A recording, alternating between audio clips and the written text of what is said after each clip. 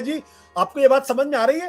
ये double game चल रहा है, ट्रिपल गेम चल रहा है, ये चल क्या रहा है आखिर में? अगर ये कोई कहे कि प्रिया जैसी अगर वरिष्ठ पत्रकार ये कहें कि भाई इसमें कुछ और भी खेल हो सकता है, शरद पवार ने दोनों तरफ से खेल रहे हैं, यानी डबल एजेंट है।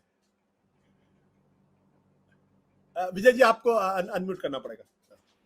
डबल एजेंट की चर्चा बार बार इसलिए होती है क्योंकि शरद पवार को समझना सब लोगों के लिए आसान नहीं है। मैं एक वो देख रहा था उनका वीडियो प्रधानमंत्री जी का, दिसंबर 2015 का है, जब शरद पवार साहब की 75वीं सालगिरह पर उनकी किताब रिलीज हो रही थी।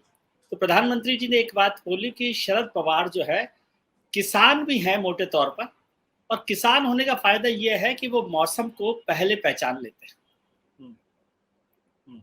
ठीक है, तो वो जाहिर है कि किसान के मौसम की बात तो नहीं कर रहे थे, वो राजनीति के मौसम की बात कर रहे थे, इसलिए चर्चा होती है। लेकिन मुझे इस बार कम संभावना लग रही है कि वो डबल गेम कर रहे होंगे, क्योंकि डबल गेम क्या करना है, यदि वो छोड़ भी देते एनसीपी महाविकास अघाड़ी को तो कोई क्या कर सकता था, और सुप्रिया सुले को मंत्री बनाने में कोई रोक सकता है उनको। इसलिए डबल गेम के चांसेस कम लगते हैं। और भारतीय जनता पार्टी की ऑप्टिक्स यही है कि सेक्युलर वोट भी हो और शिवसेना भी हो, लेकिन उससे भी बड़ी बात है कि महाराष्ट्र की दोनों बड़ी राजनीतिक क्षेत्रीय पार्टियां, शिवसेना और एनसीपी, दोनों को तोड़ दिया है, दोनों को तोड़ दिया। और फिर हम लोग बार बार, हम तो आदतन चल रहे हैं ना कि शिवसेना में हम लोगों ने देखा कि बाल ठाकरे को लेकर हमने बड़ा हंगामा किया कि बाल ठाकरे साहब की शिवसेना रहेगी और कुछ लोग नहीं आएंगे, उनके साथ नहीं आएंगे, लेकिन एकनाथ शिंदे ने ले आए। और आज वो कैसी भी शिवसेना के, अब आपने शिवसेना को बाल ठाकरे या उद्धव ठाकरे जी के साथ ही जोड़ रखा तो अलग बात है, लेकिन शिवसेना के ज्यादातर लोग तो अब एकनाथ शिंदे के साथ हैं ऑफिशियल तौर पर अभी।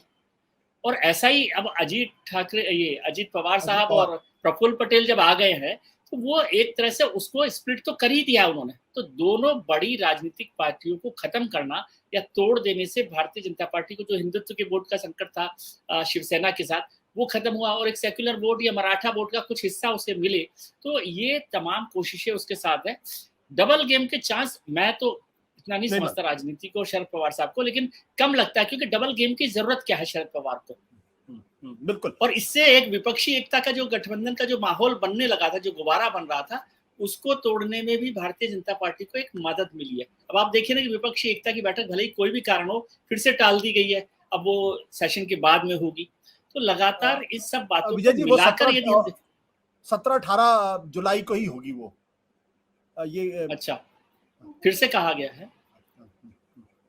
हाँ, लेकिन मैं ये कह रहा हूँ कि इसका माहौल जो है वो फर्क तो पड़ेगा ही कि यदि शरद पवार की पार्टी टूट जाती है तो बड़ा मुश्किल है। फिर आज ही वहां पर वो हुआ है, लालू यादव, तेजस्वी यादव और राबड़ी जी पर भी सीबीआई का जो मामला है वो आगे बढ़ गया है। तो तमाम कोशिशें ये हो रही है। और मुझे जो पार्टी में, भारतीय जनता पार्टी के कुछ लोगों ने कहा कि ये जो सीरीज है, पॉलिटिकल सीरीज, अब ये उत्तर प्रदेश और बिहार की तरफ भी बढ़ेगी, केवल महाराष्ट्र से ही काम नहीं चलेगा। तो आपने जो सवाल कर रहे थे कि जरूरत नहीं थी आज उनको, एमएलए की जरूरत तो नहीं है ना भारतीय जनता पार्टी को सरकार के लिए, क्यों तोड़ा? क्योंकि तोड़ने से एक नए तरीके का ऑप्टिक्स बनता है।